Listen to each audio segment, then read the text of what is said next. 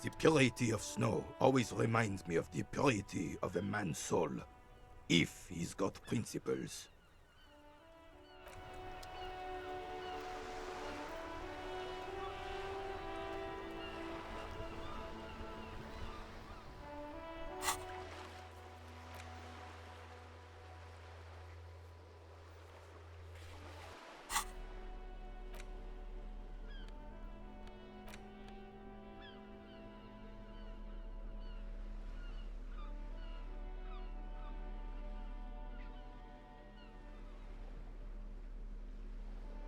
A cockatoo is a parrot with an erectile crest, found on the Seminine Islands and in southern Fas a la Mer.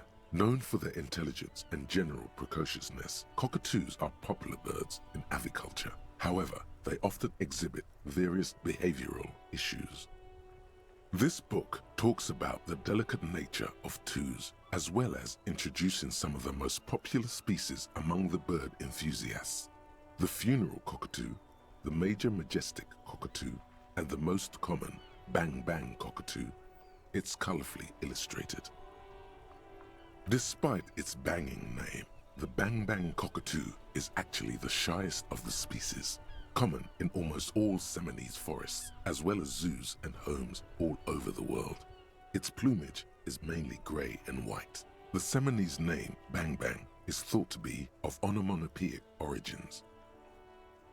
Perhaps the most impressive of all the species, the endangered major majestic cockatoo, is often described as the most flamboyant bird in the jungle. Its pink-colored wings and flowing crest embellishing its proud and bumptious nature. In the words of poet-explorer Sir James Fournier, few birds more enliven the monotonous hues of the verdant forest than this big, bold, and beautiful species. It must be glorious to behold, dark pink and snow white. This is a yellow-tailed black cockatoo. Its specific name, Psittacus venereus, relates to its dark and somber plumage. This bird looks as if dressed for a funeral, 24/7. There is something indisputably ominous about it.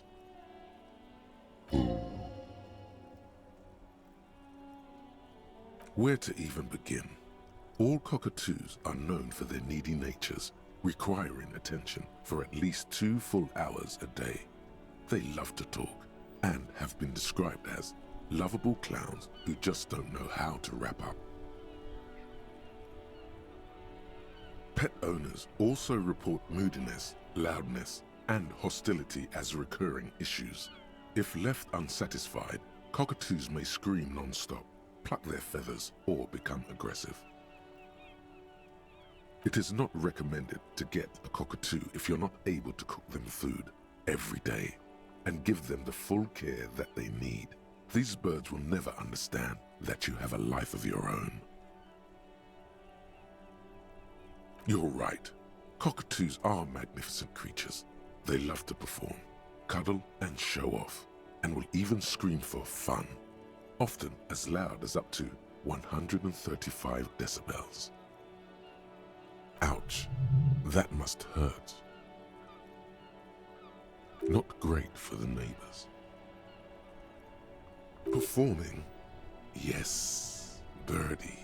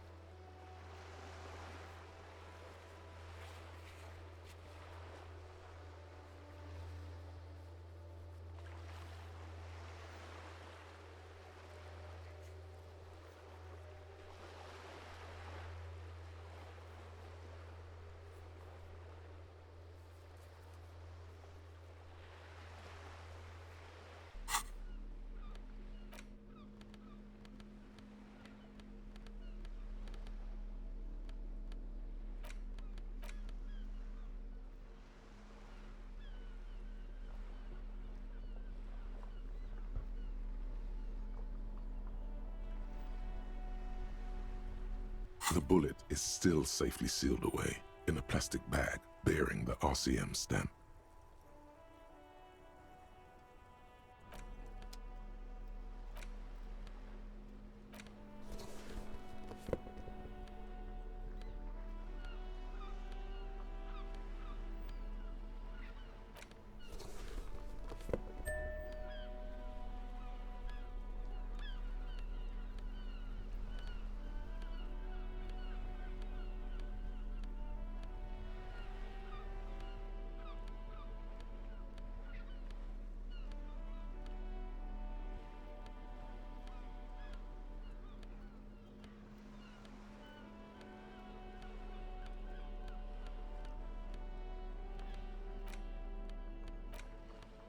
The bullet is still safely sealed away in a plastic bag bearing the RCM stamp.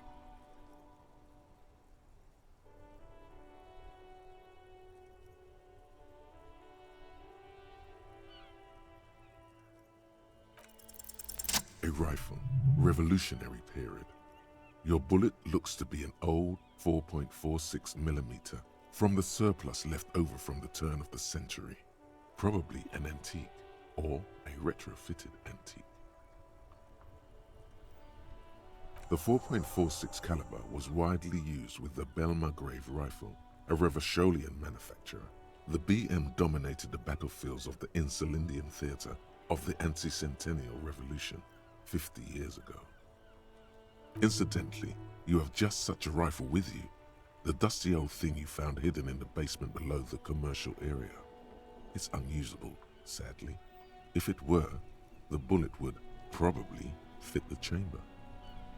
No, but Zeliger, a major firearm manufacturer, ended up with a surplus after the war, so there are still a lot of these old military rifles floating around, usually broken. The quality was appalling. Antiques enthusiasts, guerrilla fighters in distant countries, a few lucky jamrock bangers, you're looking for the same thing you found in that hidden weapons cache, only in working order. What are you thinking? Bullet? Okay, and? An antique. That makes sense. There can't be many breech-loading rifles floating around in Martinez, or anywhere in Ravachol, really. I have to hand it to the monarchs. It's quite admirable that they took the advice of criminologists last century and banned the use of breech loaders in peacetime. Some new RCM recruits get impatient with their muzzle loaders once they've trained with military-grade weapons, but they realize it's worth it in the end. Prohibiting peacetime law enforcement to front-loaded rifles is a policy enforced by the Moralist International in all the nations of the Real Belt. Imagine if everyone, cops, citizens, had access to firearms that could shoot multiple rounds without pausing to reload. After the first shot, the second, third, and so on come much easier. But back to the investigation.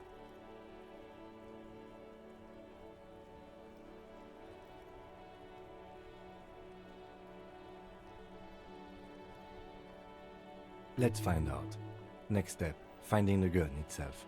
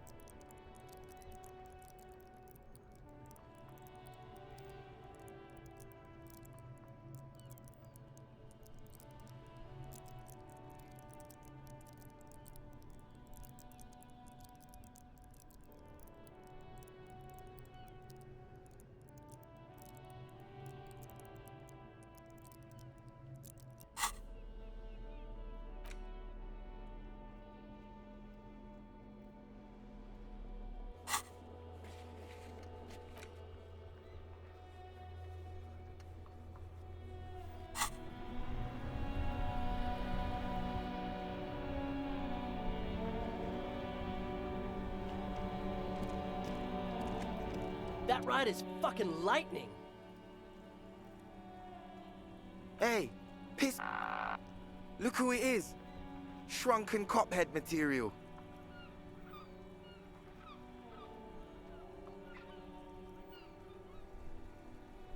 You don't know? What kind of cop are you? It's not a question. Don't get into it.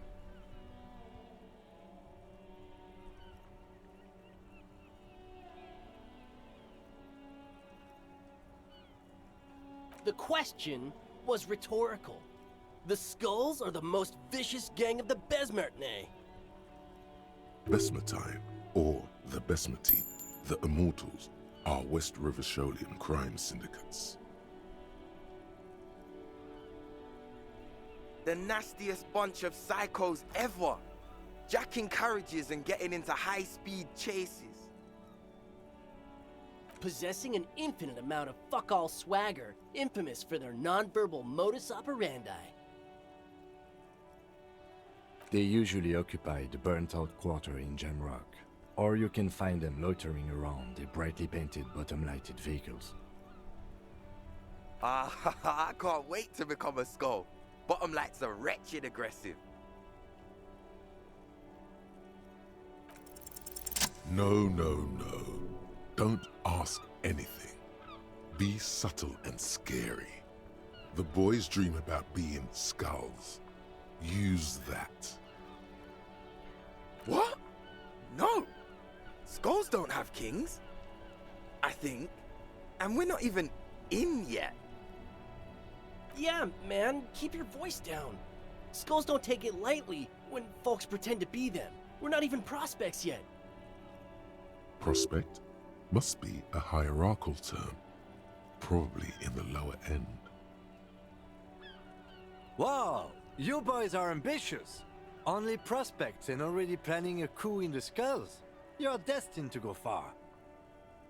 He gets it. Passive-aggressive flattery. Shut the fuck up! Are you trying to get us killed? Now bring it to the jackets and, yes, start shouting.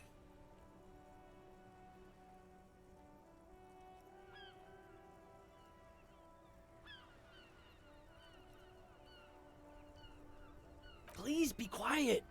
What? What do you want? The jackets?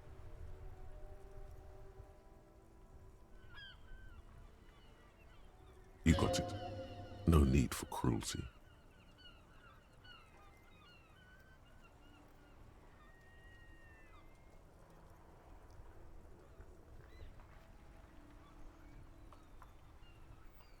Oh, man.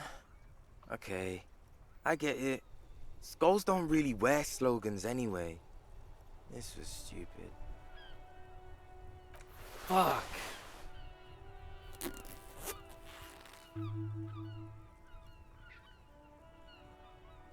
The lieutenant watches the boys take their jackets off with mild amusement.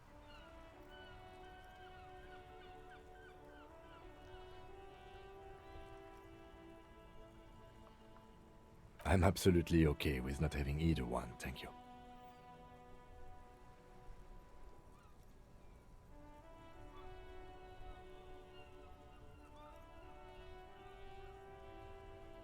This case doesn't require us to go undercover or raise hell. In fact, I don't think the jackets will be useful at all.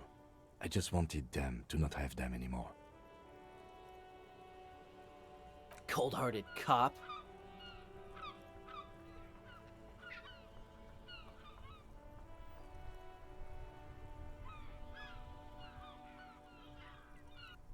The need will not arise. The jackets are meant to complete each other. If a man was standing alone on a street corner with piss written on his back, it'd just be an individual that has taken a liking to urine. And fuck the world all on its own is, frankly, generic. I don't know, Eric. It's cold out. Yeah, let's get out of here. The cops fucked us.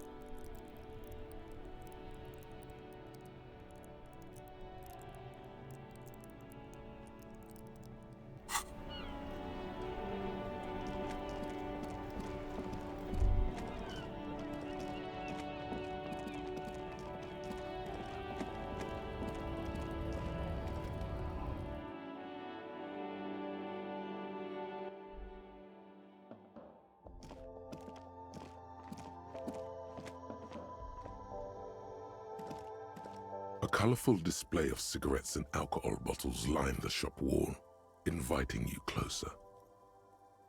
Again, I'm obliged to inform you that both alcohol and cigarettes damage your health. Here you go, mister.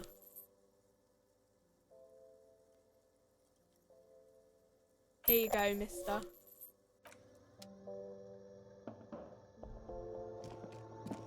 A small cabinet on the wall is filled with various medicine bottles, nasal sprays, and blister packs. They all bear the Saint Baptiste Pharmaceutics logo. Okay, here. I hope Saint Baptiste makes you feel better or something. Okay, here. I hope Saint Baptiste makes you feel better or something. Okay, here. I hope Saint Baptiste makes you feel better or something.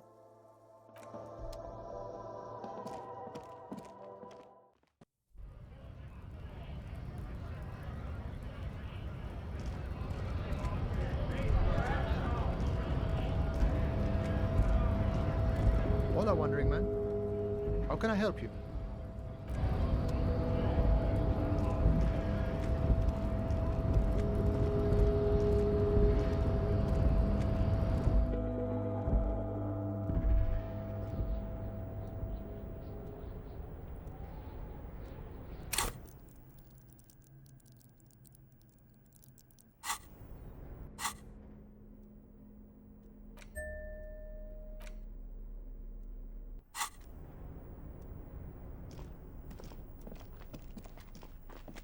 The already familiar cold touch of plastic welcomes you as you pick up the handset. Your fingers run over the dial pad. 005. That's the dialing code for Revachol. 4952, and a moment of hesitation before entering the final numbers. 993. Calling. Calling. Still calling. Then.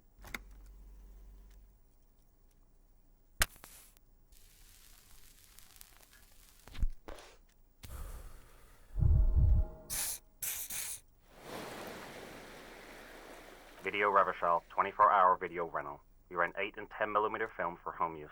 This is Lamy. How may I help you? The voice of a youngster on the other end sounds as enthusiastic as that of a man walking towards the gallows. Video Revachol is a 24-hour video rental. We rent 8 and 10mm film for home use. This is Lamy. No.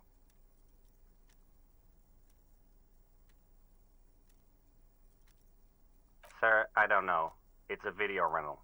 Maybe you rent videos here. Maybe you called to extend your rental period? Do you need to extend your rental period?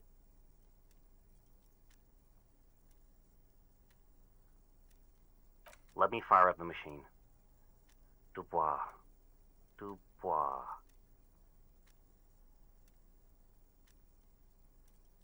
Here we are. You haven't rented anything in 5 years, but you still have a copy of Blue Ocean Hell from November 46. Whoa, not a fun film, that one. It's not an easy watch. After the death of his daughter and subsequent divorce, Ziemsk immigrant Egidius Wojcik tries to come to terms with the onset of dementia. No wonder no one's been missing it. Still, it would be great if you could return it to us. We're on the corner of Voyager and Main. On the corner of Voyager and Main, a large neon sign hangs on the side of a building. Video Revachol, 24 hours. It's raining and there is almost no traffic on the street. A woman's footprints in the mud lead away from the front door. Tiny heels tiptoeing down the road. Beautiful steps, light-footed with a lifetime ahead of them. You look up and the air seems to grow darker. The call is terminated by the other party. You're left with the discomforting sound of the disconnect tone.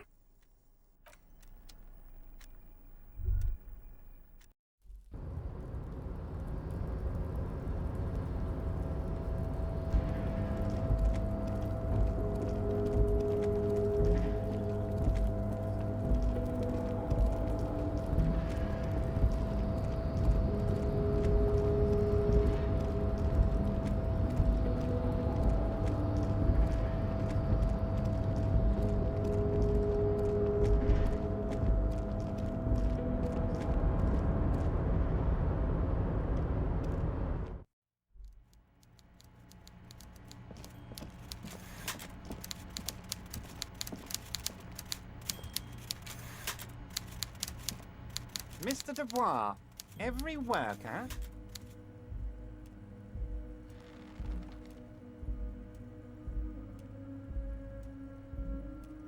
And for his fellow man. That's right, Mr. Dubois. You're turning out to be quite the individualist there. So, you had business with me?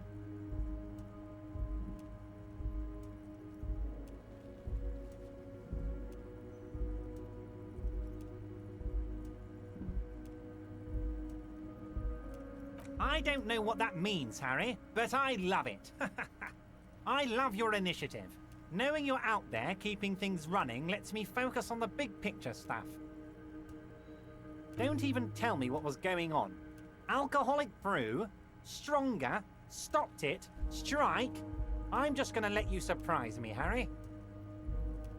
I'm always happy to educate and entertain you, my friend. So, what's on your mind?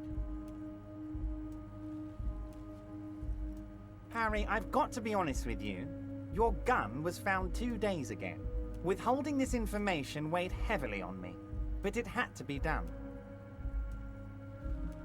An old woman has it, and let me tell you, Harry, word on the street is she's a character, so watch out.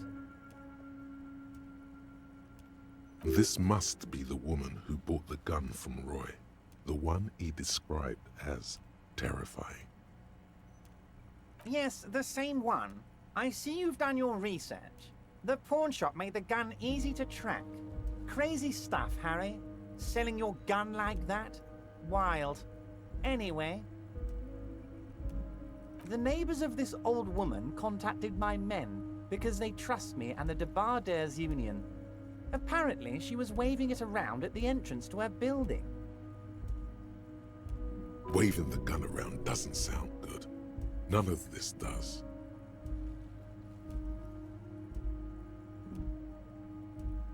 I already have. Tonight, starting 10 o'clock, near the old fish market on the coast. The one on the boardwalk, a little past the fishing village. Be careful, Harry. I would never set you up for anything dangerous, but you did ask for this. Now, back to the fun stuff. She will be there from 2200 hours till 0200 hours. More fun stuff. Seems like we already have fun stuff to do. Very nice, Harry. Is there anything else?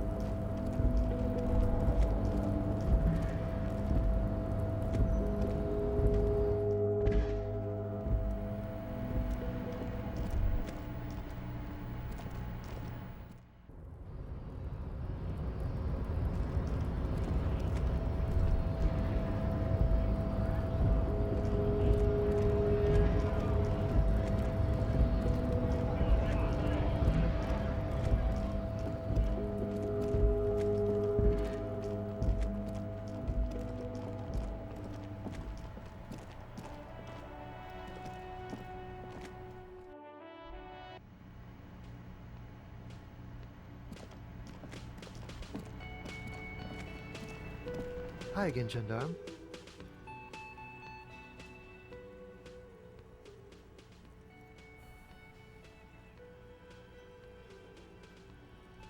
Oh, a committee. How interesting. And if I may ask, gendarme, what is this committee about? He's all bemused skepticism. He doesn't actually care what you want with his friend.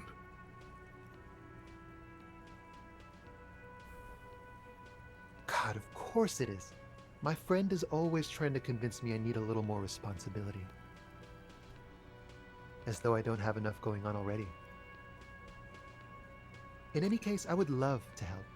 But the thing is, I don't know where he is. We don't talk about everything, you see. He might have mentioned something about making a tour of some historical sites up the coast. In an unofficial capacity, of course. Not a clue. I'm not his agenda keeper, you see. I guess you will. Bye-bye, gendarme.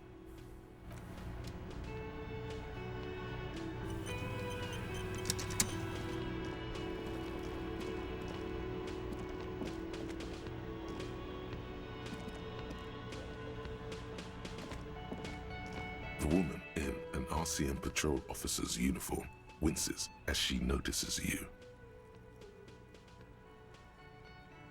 I would really prefer not to talk to you right now.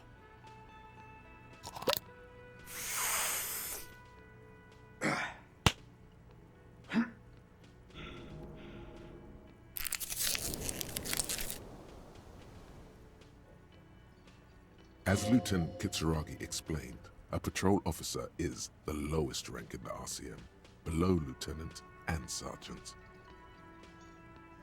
I don't know. I mean, why would I want to talk to you?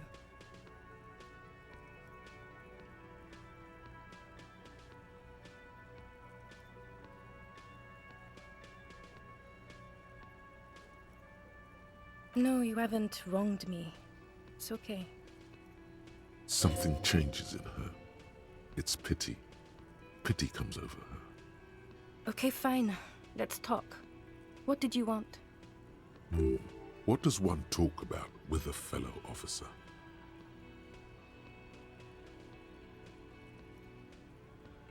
That was pretty good, Harry.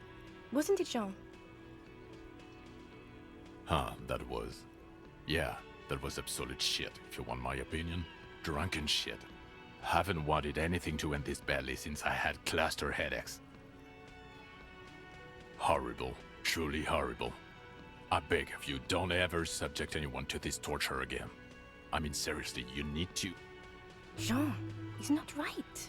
Don't make it worse, and I really liked it. She actually did.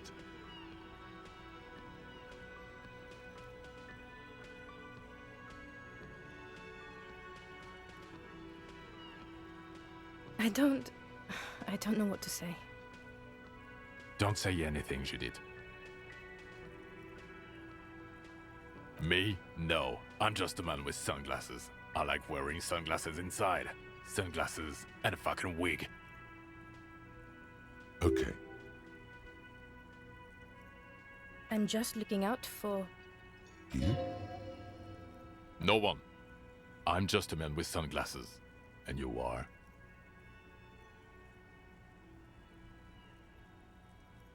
Yes. A policewoman who just wants to do her job. That's all.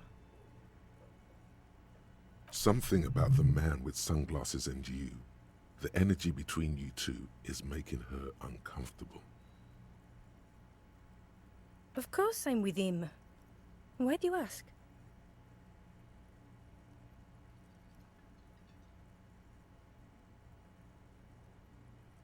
And you look like you don't bathe, on principle.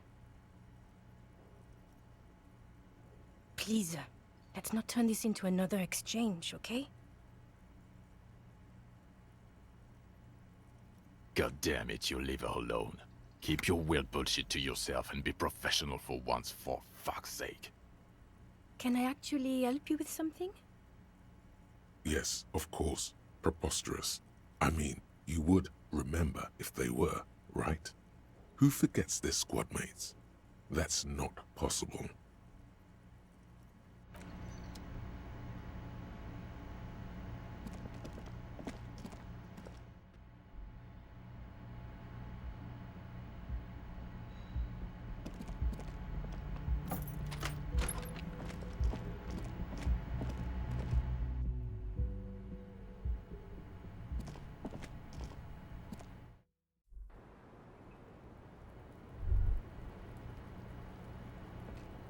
It's always good to see you. Something in her demeanor has changed.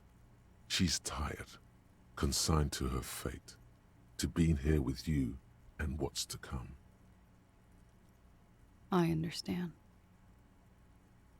Just like that. No resistance. Her shoulders are slouched, her feet long and straight.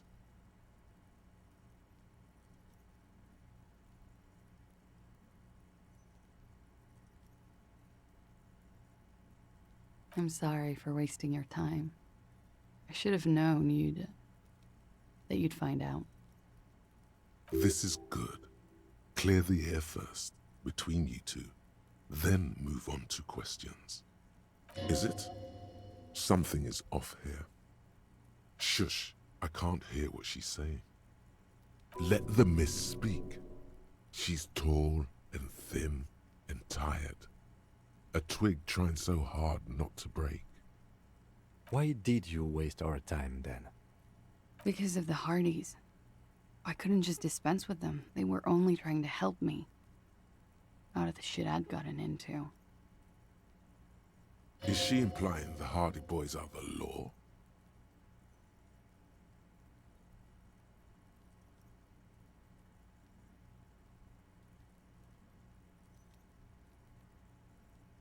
I know that. But the people around here, they don't see it that way. And if I am to stay here, I need to get along with them. You're right. There's more. You answer to the coalition government, and by extension, the moral intern. Briefly glancing over her shoulder to the sea, as she's done time and time again. A grand expanse of water reaches over the bay and to the horizon, golden grey in the noonlight. The Pearl, the Muindi Isola, the Occident, and then Oranje, the old world. The conference centers, the people who are angry at her past.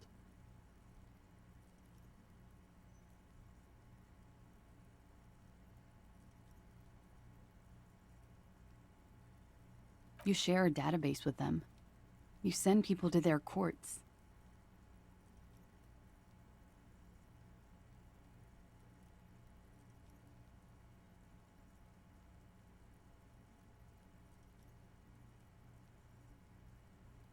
It is.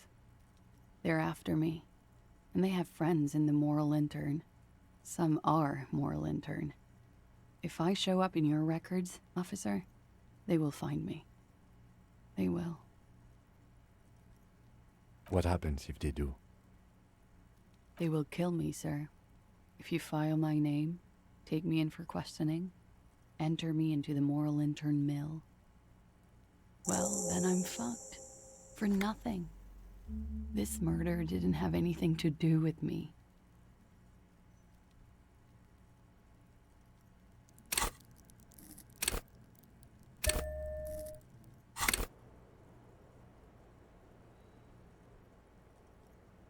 Fucked. People after her? Moral intern people? This isn't Orionese lit. Nothing to do with her? You'll be the judge of that.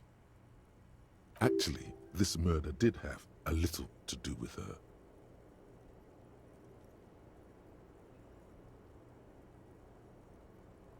I did. I also had a side job selling insurance that I was really good at. Got picked up by a bank. Competitive intelligence, they called it. After that, I sort of, transitioned out of the whole culture scene.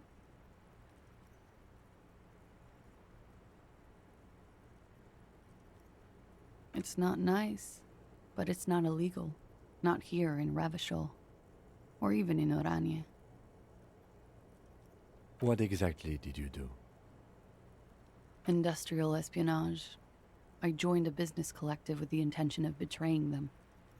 I did my job well enough to be asked to do it again. With a bigger company. The kind you really, really don't fuck with. I took their ledgers, 2 decades worth of accounting, I need the names of the companies involved and who hired you. The job was Lou's doing County Savings Bank. They sound small, but they're part of the Lou Scott conglomerate. That was the second job. The first was some printer company. You wouldn't know them. But she really destroyed them.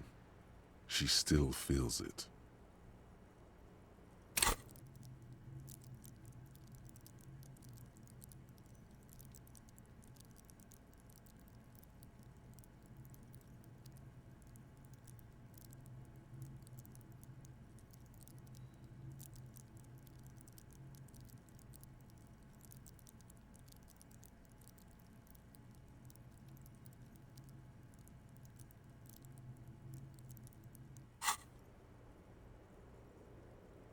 As to who hired me for the job, I don't know. But they're after me too, along with Lou Scott and their friends in the MI. Once you're done in the competitive intelligence circuit, you don't have allies. You're radioactive. Laws Cap. These people engineer financial disasters in second world countries. The conglomerate also includes the Bank of Consecration, Airberg, and the popular Papalolo line of dairy products.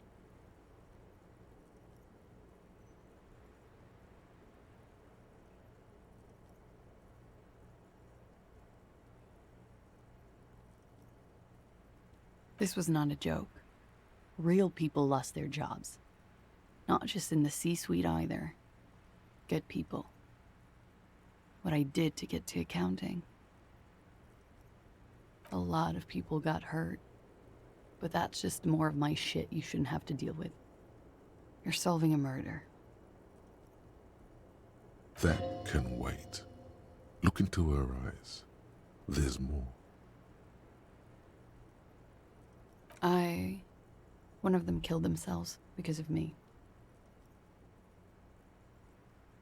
She says it quickly, like she said it 100 times, to herself, to get used to the idea, out of guilt.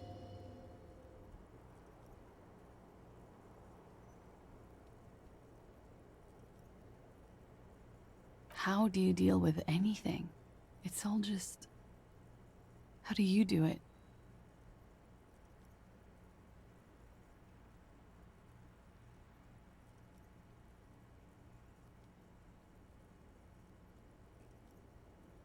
By bargaining, then. I do that too. It's not all that effective. Around her, a drop in the atmospheric pressure. Not long from now, it will get dark. The rain will come, and the air will start moving faster, circling the box she stands on. Because I'm an idiot. Which is an indicator of truth. Idiot. She's nothing of the sort.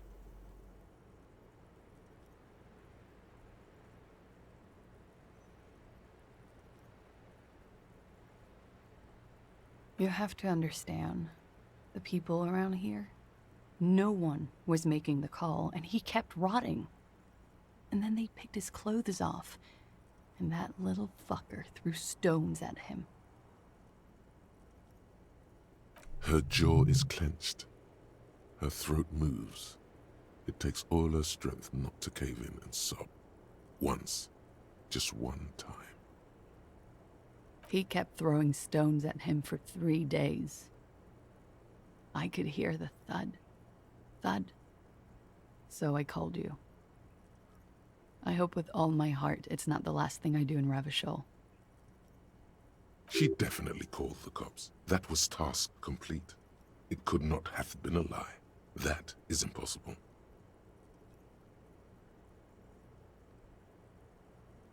Last week, Angus and Titus's brother, I think he's called Tibbs, took care of it.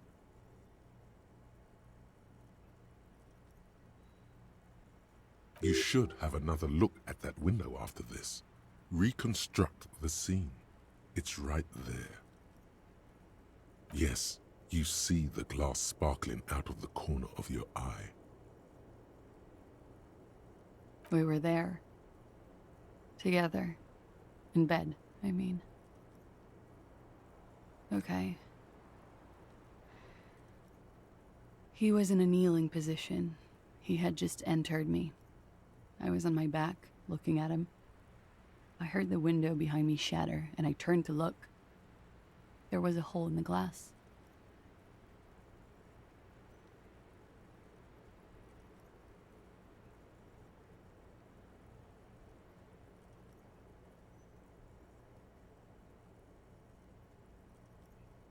I turned back to him. His eyes were looking through me, and his mouth was open, dumb. I could see. I could. A great pain moves through her, a dark and indefinite wave. She continues in spite of it. I knew he was dead before he fell down on top of me. He was heavy. I pushed him off and he fell to the floor. There. He only had his boots on. I bit the pillow, not to scream, then ran downstairs. I waited for the second shot to come. For me. I thought there would be one. It never came. She's forgotten about her cigarette. The butt has burned right down to her fingernails.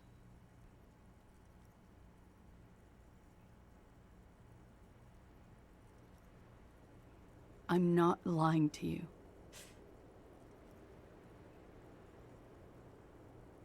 You may sometimes be bad at reading her, but this time, truly, she's telling you how it really went down. She throws it away and immediately proceeds to light another one.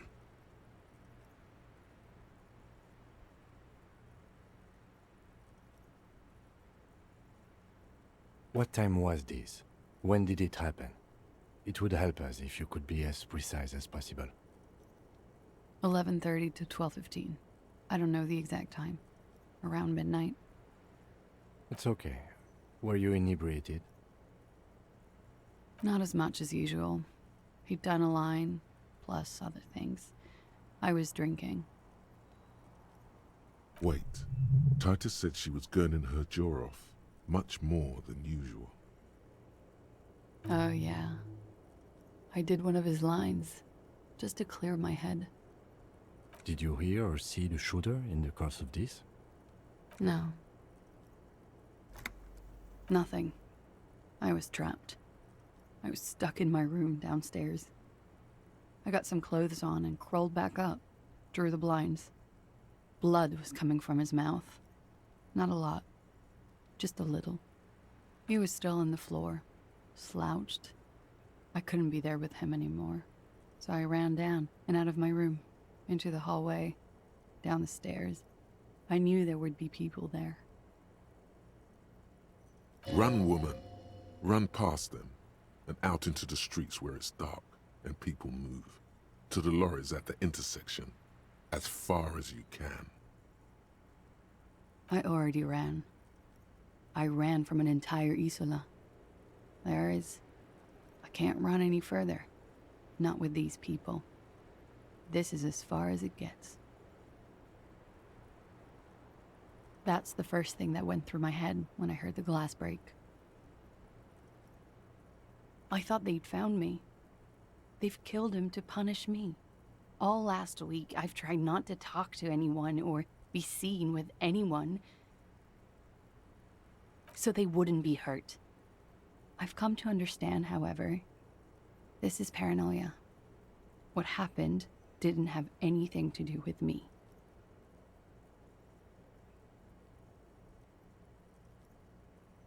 We can't go after loose cap. Not yet. There are other, saner leads. I don't ask you to, Lieutenant. If there's one thing I know, it's that you'll get nothing from there. Sylvie was tending the bar. A lot of people were there. The Hardys were at the table in front of the stage. I think the Union box was full. Ruby was there too. They were having such a good time. I sat down and they all welcomed me. I didn't even have to say anything. Ruby knew something was wrong. Ruby? Ruby. You know, the leader. The leader? Of what? The Hardy Boys.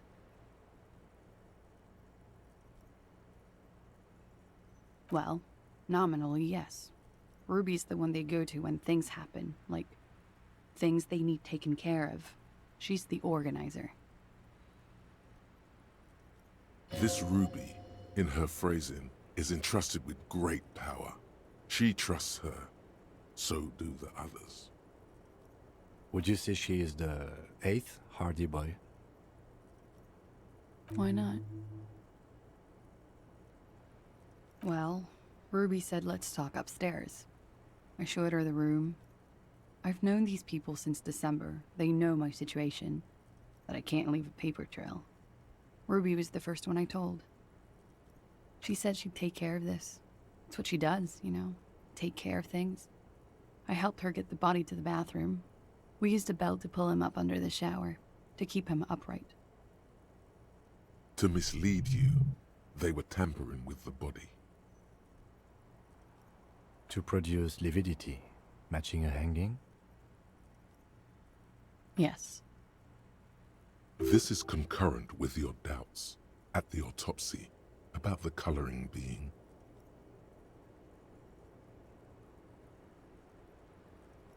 About half an hour had passed since the moment of death.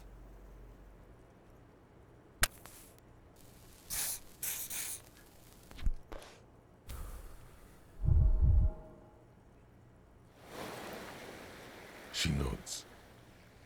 You were late. The marks would be faint by that time.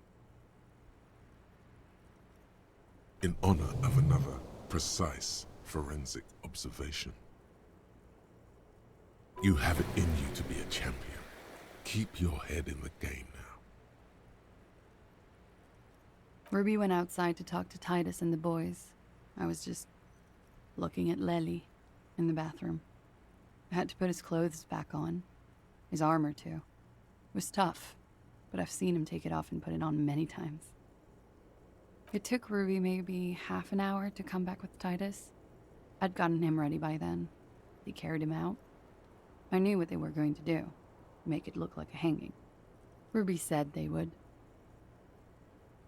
Ruby said to wait here. She also said I wouldn't see her for a while. That we should lay low or something. So I did. I don't know. I haven't seen her since. We will need to take this question to the Hardy Boys. Interesting. Why did this Ruby go through so much trouble to hide something someone else did? Look into this later. There is something suspicious about that theory, but you can't put your finger on it. What? Why would I put myself through this? Insanity. Get myself cornered like this. He wouldn't have died if it weren't for me. I know that. But I would never hurt him. He was a serviceman. He must have had a gun lying around, close to her hand. A military weapon using jacketed ammunition. Now, you guys suddenly have theories pouring out, when they're obviously just stabs in the dark.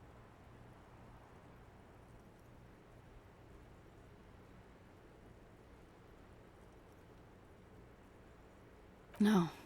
I specifically asked him not to carry firearms when he was with me. He only had his stupid armor. I don't know. His friends have rifles. Maybe those psychos did it? Coalition military have rifles. I'm not a munitions expert, and I did not shoot him.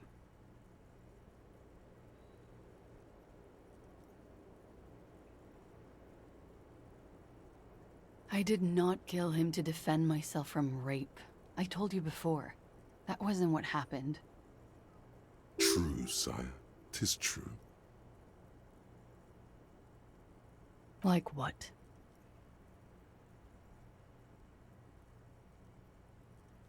when he was shot? I may have. I don't know. I couldn't hear anything over the glass exploding. The gunshot wasn't that loud. This is something to keep in mind when assessing the distance of the shot. She nods, silently. She doesn't even smoke, just picks up the cold coffee and holds it in her hands.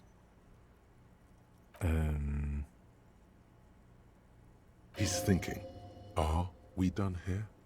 Or maybe you should take her to the station for safekeeping. She lied to you, and she's a flight risk. No, that won't be necessary. Just leave her alone. She's been through enough. She doesn't need this police brutality. Multiface, I'm beginning to doubt your judgment. Are you sure you're not sleeping on the post? You have to wake this one up with force if you want to continue pushing her.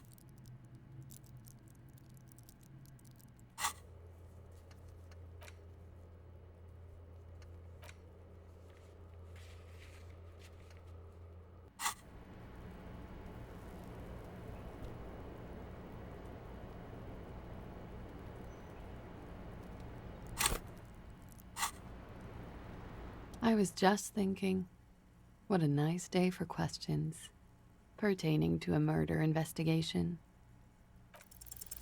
Who? What? Dear God, you've been lied to. She could have killed her lover and lied to everyone. She's not candid at all. She's smoke and mirrors and will-o-wisps.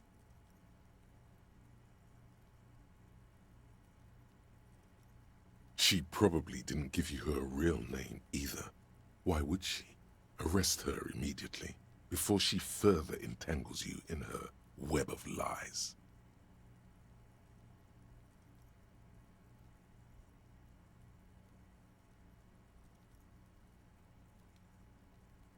I did. What is this? I called your desk or whatever it is. The numbers are all over town. Call 8-100-2 for emergencies.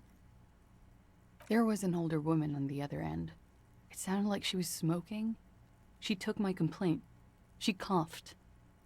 That is the emergencies desk number.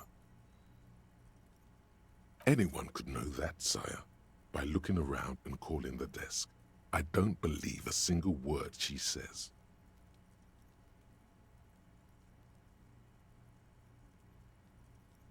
What time did you make the call? Thursday night. It was late, sometime after 12. It checks out.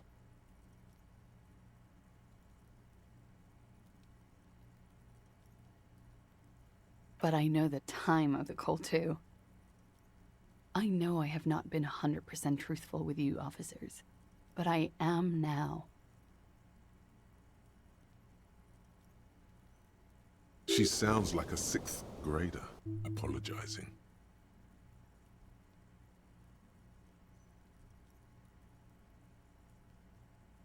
You sense a little hesitation there, or maybe even fear. The stress was on the wrong syllable.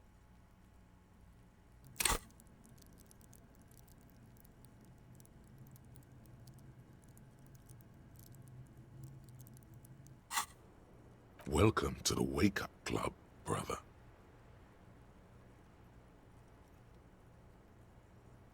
I agree. You wouldn't give us your real name. Not when people are after you. Okay.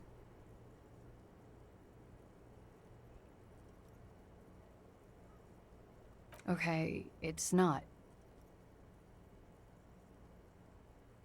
You log your work every week. It's all transmitted to Common, sir. I couldn't just beg you not to enter my name. So I lied. Like I lied before. Like I did at LCSB. I have to lie all the time. I'm so tired of it.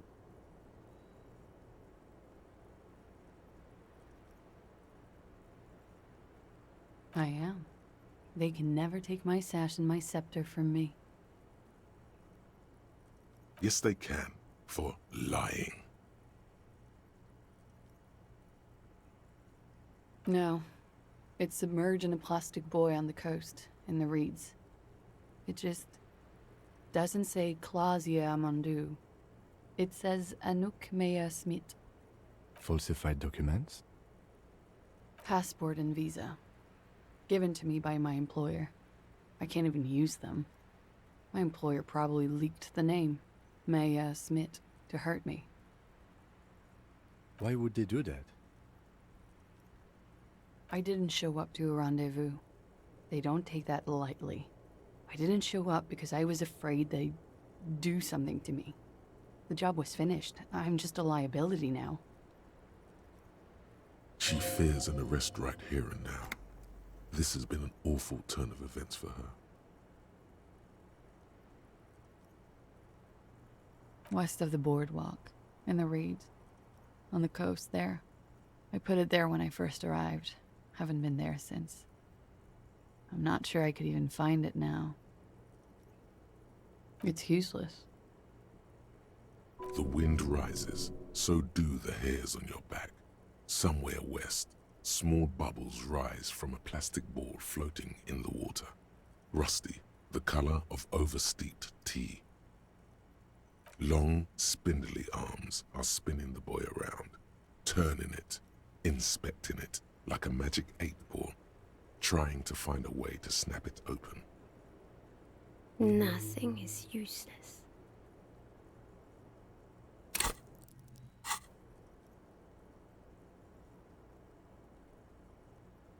The lieutenant makes a note of it. You're welcome to it. It's in the reeds northwest of here, past a broken sewage pipe, right near the waterline. It's Katarzyna Lazie. It's a Grad name, Jimsk or Yugo-Grad in origin, not Occidental at all. Smells of motor oil, tiger, economic desolation, and rock music-infused alcoholism. It also makes Clausia almost an alacronym for Katarzyna Alazia.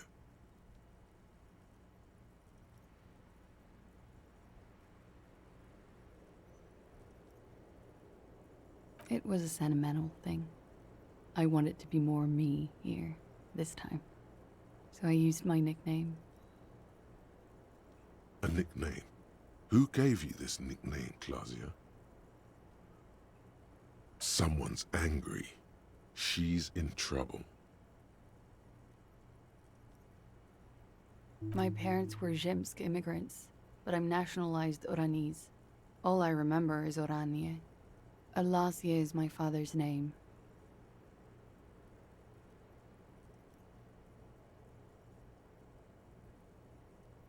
She nods. Her round eyes meet yours. They seem moist from the wind on the roof. She nods, her back straight, ready for whatever is next.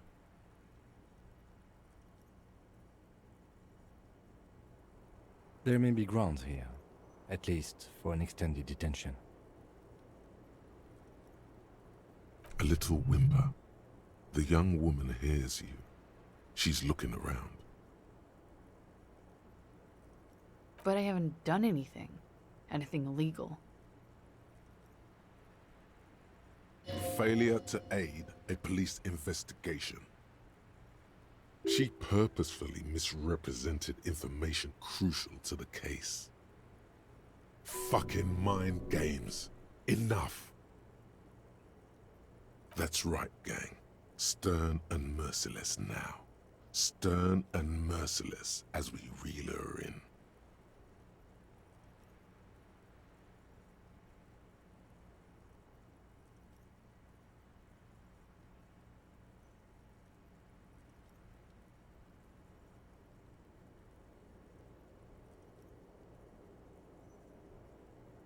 The lieutenant produces a pair of handcuffs.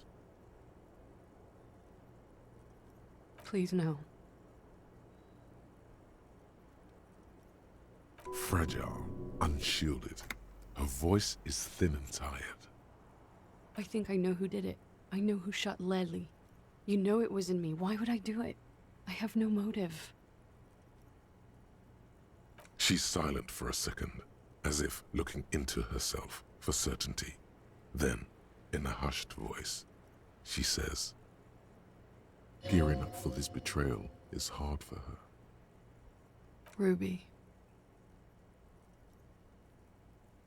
She has this thing for me ever since I met her and the boys downstairs. She's been pretty frank about what she wants. What she's saying is sex. And more. I made the mistake of confiding in her.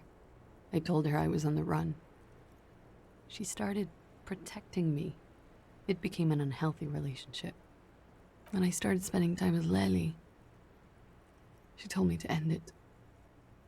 Said there would be shit if I didn't. It was not a good meeting.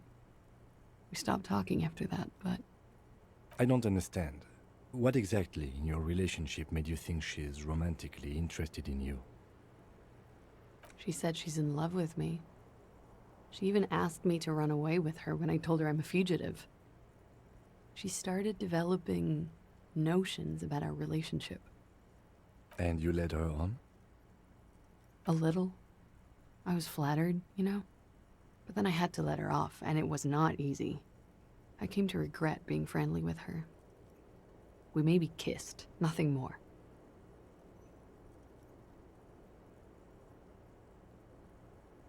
I know what it sounds like. That's why I didn't want to tell you before. But she knew what had happened when I came downstairs. Somehow, she knew Leslie was dead. She wasn't surprised at all. When we came up here, she was calm as a stone, too. She cleaned it all up like she had a plan. This is a familiar theory. You had it too, remember? Could it be that Ruby was covering up after herself, the lynching? She came over one night, drunk, said she'd turn my life into a living hell. I've been threatened before, so I can tell when someone knows how to do it. And she's a pro. She must be. To keep the Hardys in line. I tried severing ties with her after that. I thought it had worked, but... Some of that fear is still with her. She exhales sharply. What are you talking about? She's afraid you'll arrest her. You've been through there, right? I saw you come out. It leads downstairs. She could have come to the roof through that, then made the shot right here, where I stand.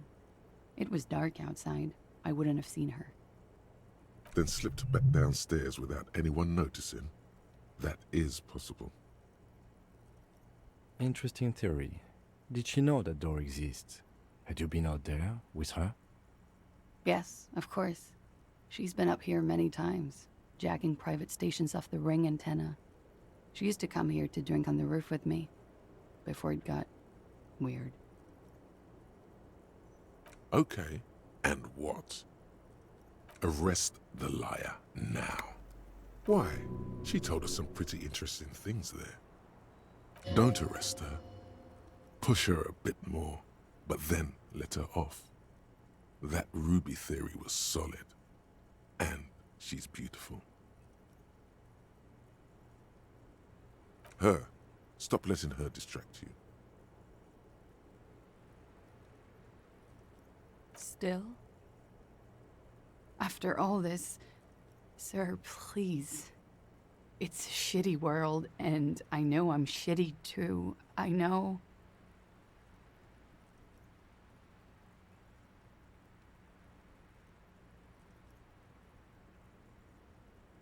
But I don't deserve to be sent to the moral intern and ground into paste just because I disturbed the sanctity of accounting.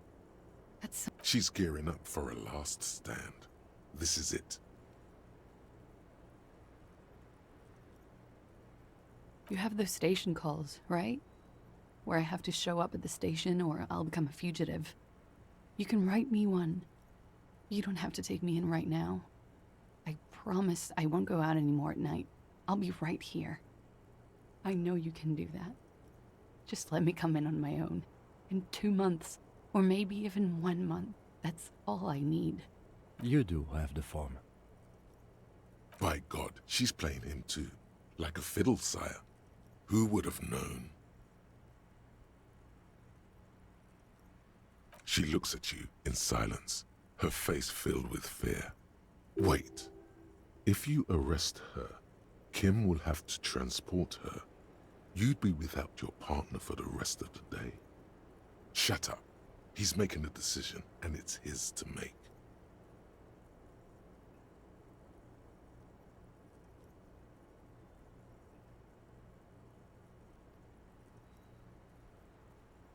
I will escort you to the motor carriage outside, miss. With a muffled whimper, she extends her wrists. They're white, bony, exposed below the rolled-up sleeves of her jumpsuit. Waiting for your teeth and talons to cut into. This won't be necessary. I will take you to Station 57 myself and slow the extradition process as much as I can. It may be possible to stall it indefinitely, but you will be safer there for the purposes of this investigation. I can do this on my own. She's not an immediate flight risk. See you tomorrow morning, officer. Downstairs, at the Whirling in Rags.